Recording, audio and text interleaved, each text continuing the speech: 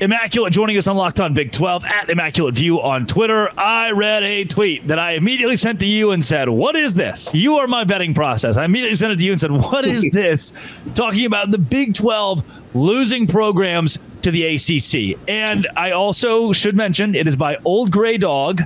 That's the name of the Twitter account, and the profile picture is cheese. So it's like, okay, how much value do we put into a profile picture that is cheese? But it's like 1,000 words, really well written about the intricacies of the contracts between the ACC and the ESPN, and how ESPN could take 10 Big 12 teams, add them to the ACC, and expand in that way, rather than the flip side of the Big 12 taking ACC programs. Without getting into the nitty-gritty of this, let's go to the main idea. The main idea of the ACC schools staying put and that conference pulling from the Big 12, is it absurd?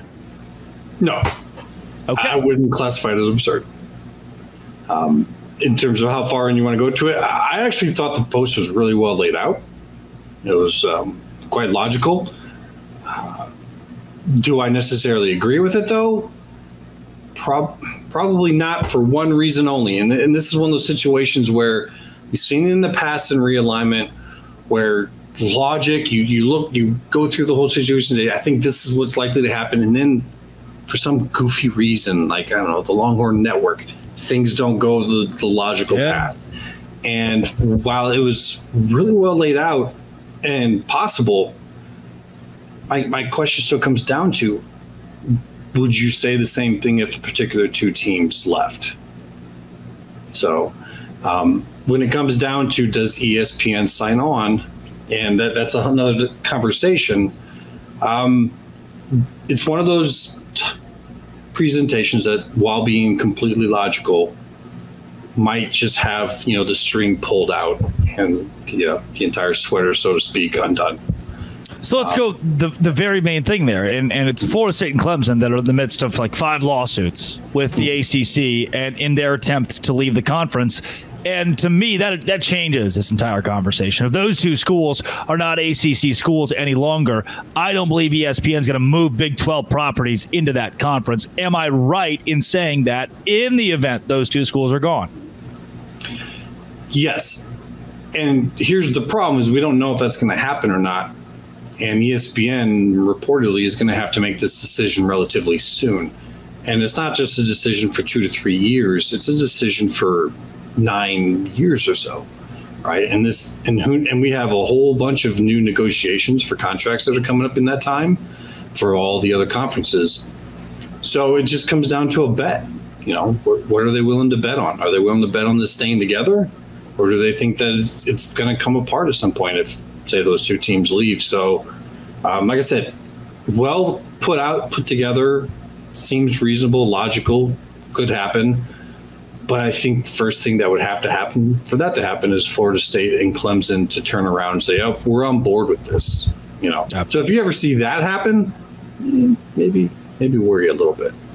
So one of the notes from the tweet itself, I want to read it. The ACC network money is subscription-based and is shared between ESPN and the ACC. Thus, the more people subscribe to the ACC network, the more profit ESPN and the ACC would share. On top of that, cable companies are also required to pay higher in-network carriage fees for states where the ACC schools are located. Thus, if ESPN moves the Big 12 schools to the ACC, ESPN would pay less in base contract pay and receive more in ACC network profit. Do you think, then, the ACC network is strong enough to be the catalyst that brings Big 12 schools to that league? Really good question. Not sure if I'm fully comfortable in saying yes or no on it, but what I would point out is that there was recently a bit of a fight down in Florida, I do believe, with ESPN's bundle being challenged. Now, ACC network is part of that bundle in those certain states, and those providers are being forced to pay for that extra amount. And so you kind of wonder, if ESPN has to start shaving things off that bundle, what do they shave off? Where does the ACC network land in that? Is it not on the table? What other channels would they have that they would shave off? I don't know. I can't answer that. But I would say that could go either way. That could be a plus or it could be a minus. It depends upon those type of negotiations and where the projections are in the future. I want to change your shoes for a second and let you be Brett Yormark. If it's Tuesday, July 30th, and you're Brett Yormark, are you shaking in your boots over this concept, you losing teams to the ACC? No, because you already lost your 2 top teams. Like, if I still had Texas and Oklahoma, I might be worried. But you've already lost them. All your deals are based upon post Texas and Oklahoma, whereas the ACC is sitting there with its top 2 brands, its top 2 values that are quite literally suing to get out, which is something that Texas and Oklahoma never did. No one's really done that before. So, no, I wouldn't be if I was him. Quaking, don't know when something's going to happen, but I wouldn't be too worried. And if you were him, you'd be a very rich and powerful guy. Not saying you're not, but man, not like envy the life that guy has. Coming up, ESPN's got a big decision coming soon. Like will they pick up the ACC for a new contract starting in 2027? That is the question, and we're going to attempt to answer it here on Locked On Big 12, part of the Locked On Podcast Network, your team every day. Today's show is brought to you by Ibotta. Ibotta is where I go all the time right now because I can save money. Sandals, sunscreen, snacks for the kids.